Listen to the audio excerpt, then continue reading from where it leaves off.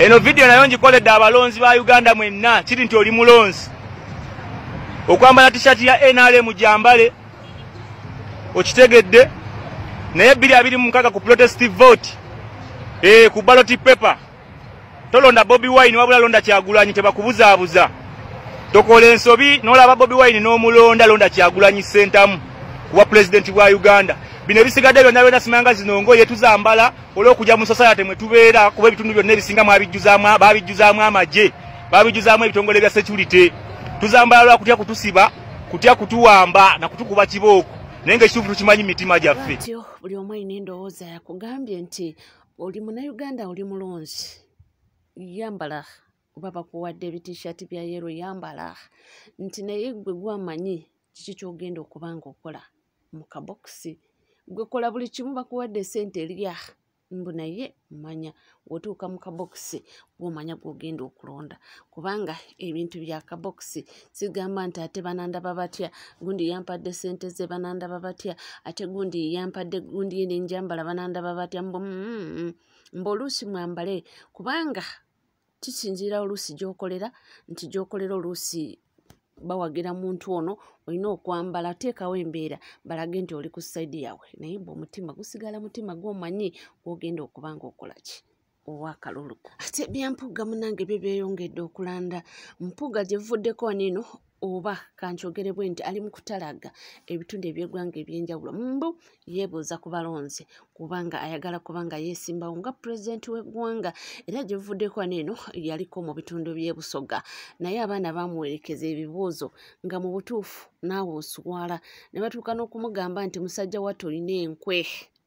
nti wandibadde oba oli omukulembeze mulungi nti naye olina enkwe kaakati ono naye amuviiriddeyo tuwulire biki byamugamba. Mpuuga byewayidde n'olimbalimba abantu mbukodyo olina ekibiina kyokodi bakyeta batya eno ebusoga twabuuka twidi bulungi niwe oli kubuuya abantu bafutu soja wandiba weedi ebusoga okwida olawune bafutu soja we bali aye walugwireku niwe kalinkwe niwe ki olirwanisa muganda mwino owandibeirawo mweyagala nga mulese pulezidenti weimwe mwena nga abanyankole we baleeta mubaawo okusisina olikola mutwe kyeri kyakwide eno omaze ebiseera byo odemu weno olikwida busoga okoleyo igaali lyo ani ajja okuwulira iwe musiru mpuuga iwe wenkubona wabona no baji mwida kukiwulira sibwe bityo munnange nga tweyongereyo n'amawulire ag'enjawulo tuli ku nsonga za mpuuga ono agambye nti munnange abanaddiini babasaamu nnyo ekitiibwa nti naye balina obusungu gye muli nti mmwe mubuulira ekigambo ne mugamba nti ababbi obubbi kibi era temusapootinga mubbi nti naye mbu muddira Mathias Mpuuga ne mumutuuza ku mwanjo biibino. Bantu abasaamu ekereziya ekitiibwa tuli bantu abasaamu abasumba n'abasajja ba Katonda ekitiibwa naye tuyina obulumi olw'ebintu ebikolebwa mu linnya lyammwe. Bwe mwogera temwogera kintu kuvayo bw'ogamba mbu nno temujja kuwagira mubbi nga Mpuuga mumutuuza mu maaso Mpuuga mumusembeza ng'alina abakazi abasukka mu 10 ne mumuwa akagaati n'asembera ekereziya tetubimanyi wano mukwogera mwogera birala mukukola mukola birala mulina abatunyigiriza nammwe mulinga Buganda. Ate nga tuvuddeko mawulire essaawa eno gensobola okugamba agava mu bitongole byaffe by'okwerinda mbu essaawa eno wenjogerera senior officers mu UPDF 2 bakwatiddwa. Kivudde ku ki sitole y'omuwala oba y'omukyalo ono Munnakenya eyattiddwa wano eno ku Kaleerwe nga batugamba nti muntu basanze ng'ayina ebbomu era yabadde agenda okuba nga abbomola abantu wano ku Kaleerwe ate nekigenda okuzuulwa nti omukyalo oyo yawambibwa abadde Munnakenya wa ggwanga lya Kenya wabula yawambibwa mu maka ge e Kenya mu bantu abataategerekeka ate nekigenda okuzuulwa nti munnange yasangibwa Uganda ate ng'atiddwa wali ku Kaleerwe nga bagamba nti y'omu kwabo abaali bagenda okuba nga babomola bakuba bomu kale waneno ku Kaleerwe amawulire ago mwagawulira gakola headline waneno juzi wano kakati nti okukizuula nti munnange omukyalo ono yali innocent bwatyo CDF omukulu General Muhoozi Kainerugaba n'alagira abaofiisa abo ababiri bakwatibwe. Kunongwa kwe kuliko omukulu amanyiddwa nga Peter Ayimbisibwe Mbu ne Lieutenant Byaruhanga Ephraim. Era Mbu essaawa eno wetwogerera bali mabega w'emitayimbwa. Amawulire genfunye. Ate era nga tukyali ku ebyo, tukyali ku bya CDF, waliwo omwana bulenzi oba omwana w'obulenzi yakubiddwa emizibu. Mbu yagenze ku pati ng'ayambadde t-shirt eriko ekifaananyi kya Muhoozi era nga kuliko n'ebigambo the next president. Kakati abaana ne bamukuba emizibu. Era wano ate General Muhoozi Kainerugaba ng'asinziira ku mukutu gwe ogwa X yagambye nti ajja kudiiringa n'abo abantu era nti ajja banoonya paka abakubye omuvubuka ono bakolebweko ng'amateeka we galagira. Nze naawe tuveeyo atudde ku birala ebitambula. Mwana muwala ayina wano obubaka bwa Jacob Mutuuze. Jjukira Jacob Mutuuze ono abadde ebunabwaya era nga mukulembeze n'essaawa ya kakati mukulembeze ebunabwaya naye yajjanga independent. Mbu mawulire ge nafunako oluvannyuma luli Ruth ewedde teyafuna card n'asalawo okwesimba obwana munigina n'ayitayo naye this time around era yakomyeyo ku kitebe n'akima empapula ze ng'alaga interest nti this time around ayagala kuba ng'avuganye singa banaaba bamuwadde chance ne bamuwa kaadi eno eya NUP ayagala kuvuganya ku kaadi ya NUP. Kakati waliwo waneno akubyemu tooki mu nsonga eyo tuwulire agamba ki. Namwe mbanyumiza kinabadde ndi awo mutunula bwenti ndabakuba kandenti bapapa abanopa abakomyawo empapula abazitwala namwe kasigwa ku kasajja kebu namwaya nga kasajja kebu namwaya kakomyawo empapula ka Jacob Mutuuze. Mujjukire bulungi Jacob Mutuuze yajja mu People Power n'atafuna kaadi kuli omulundi bw'atafuna kaadi n'awalazi mpaka ne yeesimbawo nga yeesimbyewo yekka owa People Power n'amukuba akalulu. Mujjukire bulungi Jacob Mutuuze ne yeegatta n'abayimbi ba Eddie Kenzo ne baani abalala ne bagenda ne babba oyo omusajja akalulu maaso makalu ng'omusajja yasinze ne bagenda ne beerangirira era ne balangirira Jacob Mutuuze nga yeegasse n'abantu ba NRM ba Eddie Kenzo n'abayimbi abalala mu kijjukire bulungi. Guess what? Jacob Mutuuze namulabye akomezaawo empapula ku People Power kuno yeesimbirewo era mu Nuupu. Nengamba akasajja kano nengamba olaba obusajja buno waabanga ekyo ekintu yakirina ekyokugamba nti doka akomewo mu People Power tubaddenga n'activity tubaddenga newa obadde olaba wa Jacob Mutuuze naddamu omulaba wano ku last era nga bintu bituuse wano eno nga tugenda ye teyali gye wabula abadde tajja Jacob Mutuuze. Jacob Mutuuze yakomyewo kukima mpapula. Waba akimanyi nti yalina interest ey'okujja mu People Power lwaki abadde nga tajja mu activity. Kale tumanya nti kale Yesu wadde yayitira kwe yabba akalulu naye yasigala mu kibiina ekibiina ng'akivaamu. Yesu wati leero yakomyewo kukima mpapula ye yazizizza. Nannanga abantu mujjukira bulungi akasajja kwe katuteekako embeera ne kasooka katuwalabula ne katuuka okupostinga emboozi gye banyumya ne president ng'amugamba abaana baleke biki ne kabijjayo ne kabipositinga. Mujjukire kagende e Dubai ne balyoka bakakwatira ne katukabiriramu empawa yapo bankubiza esi ebyo byo nebyo ebiseera nga katuvuma katuwalabula munnange kaze era lwakuba munnange abantu abo balalamu naye mba kubanga nzaali wali ku secretariyo Jacob Mutuuze nabadde mukomya ku mulyango naye munnange ebintu bya mitendera era abalina okukkirizibwa naye mba kubaawo nze nga nze abikolako nze saali bigendeddeko naye munnange abantu tebaswala beekaliza ddala maaso makalu yoyo Jacob Mutuuze wammwe beeba abantu abaanaadaamu abantu bannayuganda era beebunze besiteesiga manya obwo bujja butunoonyamu bifo. Era nga tukyali ku nsonga za kaadi n'okukyenkyulamu waliwo wana ate naye aviiriddeyo omukulu amanyiddwa nga Sadaati naye nga abasinga obungi ku mutimbagano omumanyi nga Saddam Makebe wawaawo alina advice gy'amuwadde tuwulire biki byamugamba. Nze siri politician zigana ku mabibi banange siri ku mabibi sina sana zengena firo mu campaign kuba sana zengena teka mu kalugumbuge banange sana zengena firo katika mbega ile kama fuka mele sirina sigana kwega ina muntu yenna kiri eribwo kusiduka kama Sadamani idea kwa imiride ntufu wabanchamu gata mwani na yego ali naye kwe basize ne bagamba okusenzera ku honorable gundi tuwe gundi kade kubanga alina ability otegede bulungi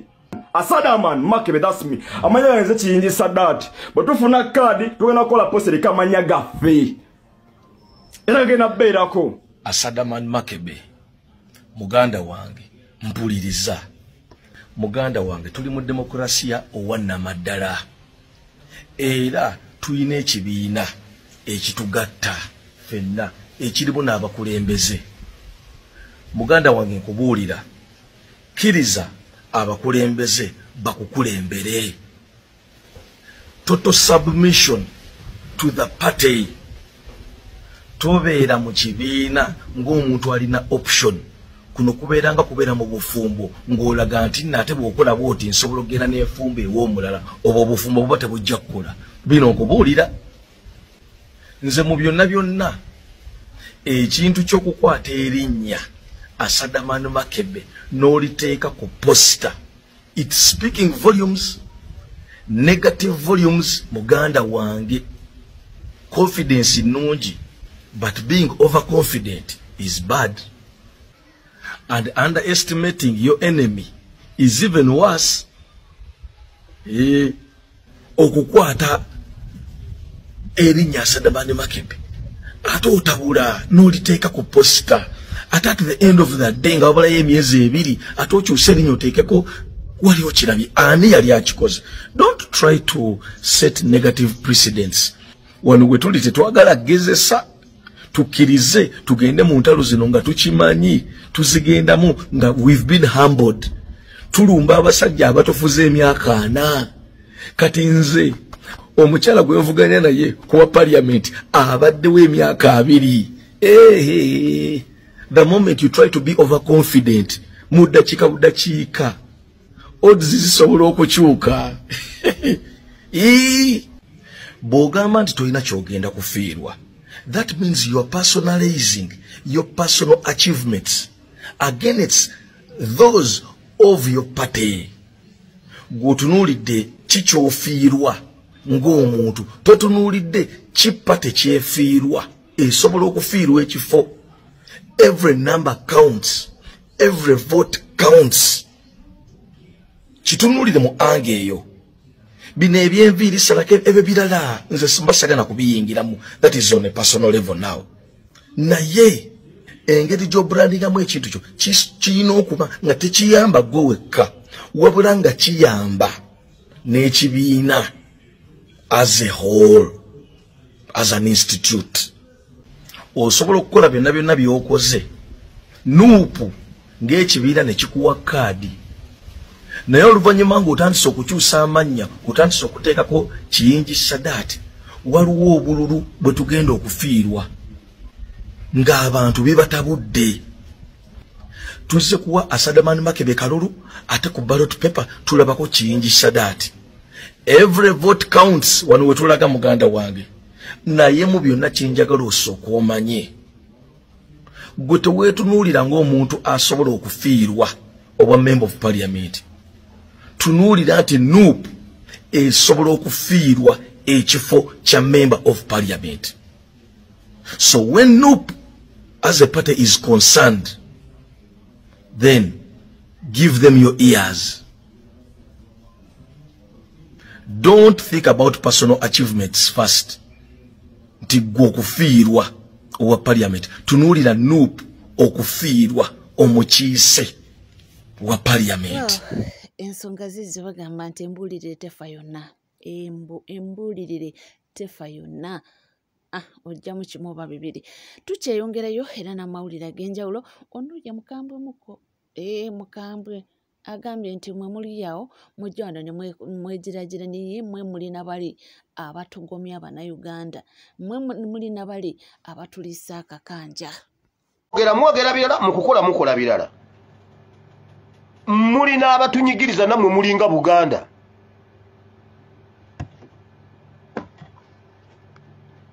ayi Ssaabasajja Kabaka owangaale nnyo baffe chance weeri open check okuvaayo n'otubuulira ku bigenda mu maaso mu ggwanga Uganda ebikunyiga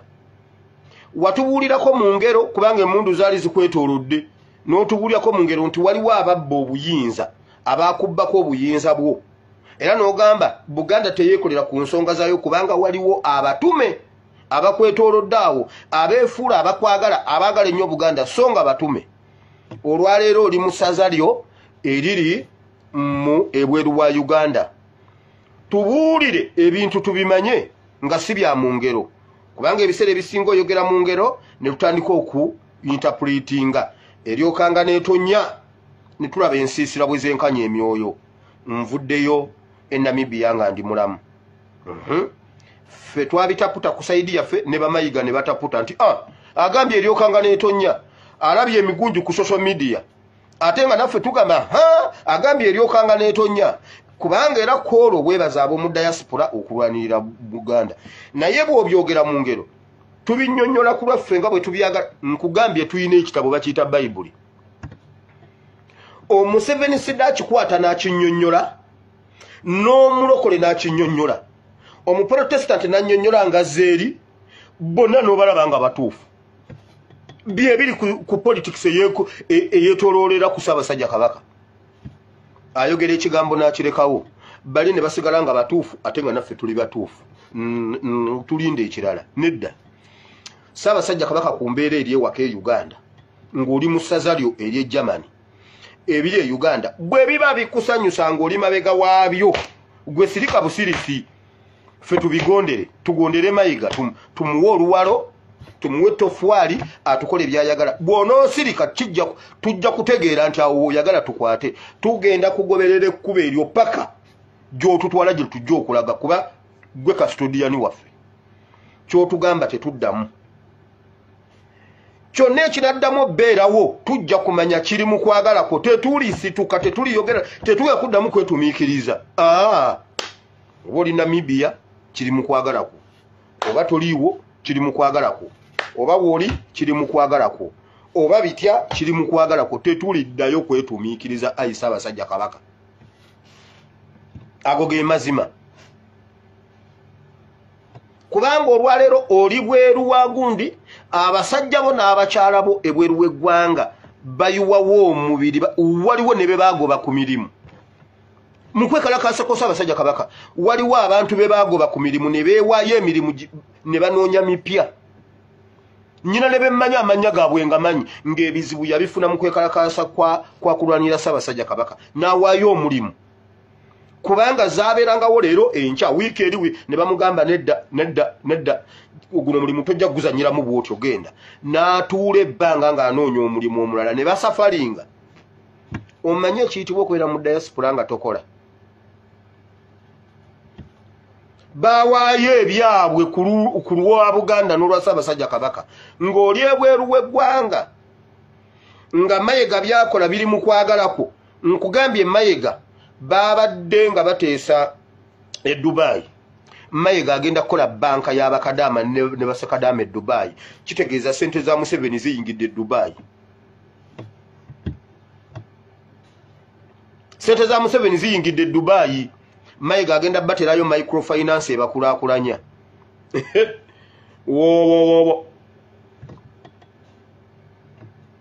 Mayiga agenda kukwata sente za Buganda agenda azi-investing e Dubai tefe eriwa tefe banka eriwa banka ya Buganda eriwa lwaki temukola banka lwaki temuzaawo banka ya Buganda e Uganda mafia nze ekinnuma kiri ekintu kimu waliwo abantu abajja ne bagamba mbu Ssaabasajja Kabaka waffe mbu ye top mafia Emengo mbu ye top mafia yaba nange mukwano gwange omulangira Nakibinge ndudde nga simuwuliza oba Nakibinge gyali ndudde nga simuwuliza Nakibinge nja munoonyaako ndo kuva ne nakyusa essimu ye yambula naye wulira waliwo abantu abajja ekintu ekyo kyekinnuma okuyogera mbu Ssaabasajja Kabaka waffe mbu ye top mafi ye Mengo mbu era Mayiga byonna byakola biri mu interest ya Kabaka kyava asirika kati abalabo ne batugamba nedda si kyekyo Kabaka yeetooloddwa obusibe obw'amaanyi olukomera lw'emmundu olwo ate nga ddala olulaba n'ebirala byonna ebirimu ebimu tobimanyi direct munda tobimanyi naye olwaleero chance weeri sigala musazali eryo sigala musazali eryo anti yonna waliyo structures Obuganda bumu Obuganda kwezimba Obuganda simanyi Kabaka Foundation bwe ziba ziva mu diaspora ne zijje Buganda mu Buganda zive mu diaspora zidde mu diaspora zikulabirira eyo Ssaabasajja Kabaka baako kyoyogera ng'ojjawo ekivume ekinene ekyokugamba mbu Kabaka waffe top mafia kitya mbu Kabaka waffe top mafia Mengo olw'Amayiga ayi Ssaabasajja Kabaka wamavaayo oyogere bwe kinaaba kiganye bw'onoosirika bw'onoosirika n'oddayo e Uganda kijja kutegeeza nti bye boogera bye bituufu omulabe bw'alimala okukituteeka mu bwongo bwekiti empologoma eriba ekubwebwena engo ejja kuba ekubwebwena nga buli omu ali ku bibye mulaba nkyayogera ku Kyabazinga nabuulira Kyabazinga ne mugamba nga bw'osimattuse n'ogenda e London never to come back to Uganda naflyinga n'akomawo weewawo siriddayo kwogera kigambo ku Kyabazinga ne bwe ndimanya nti bamunyatula kiro siri kyogera ndibagamba kiwedde nti nakitegedde nti bagenda munyatula siriddayo kwogera kigambo ku Kyabazinga neki kati katulinde Ssaabasajja Kabaka wa Buganda kyagenda okutugamba kye tugenda okukola bw'anaasirika ajja kuba agambye nti yes bw'anaayogera tukole kyayogera Mayiga yalemera ku Bwakatikkiro wamuggyako kyogere gwe yogera bwogezi kigambo omusajja yagamba Yesu yogera bwogezi kigambo omwoyo gwange gunaawona yogera bwogezi kigambo nti Mayiga sikusangawo bw'omusangawo ng'omanya nti ffe Abaganda ffe twakwokesa Mayiga bw'omusanga ku Namulondo okwo kuddamula bw'omusanga n'eddamula ng'omanya nti Abaganda bonna baafa ne baggwawo wasigalawo gwe ne Ssemakookiro mwekka nedda Ssaabasajja Kabaka kyogere naye Mayiga bw'aba akola mirimu gyo era tujja kutuuka okugamba nti awangaale ennyo Katikkiro Mayiga kasita kinaabanga kirimu yes webale kubanga wekumidde ku NCK TV teweerabira kubanga subscribinga ringinga that notification bell sharinga likinge binyenyo tugenda okubanga tukutuusaako nnaku olwaleero gwe tuula butuuzikalira nywera ebisigadde byonna nja kubanga bikwasigala naffe tova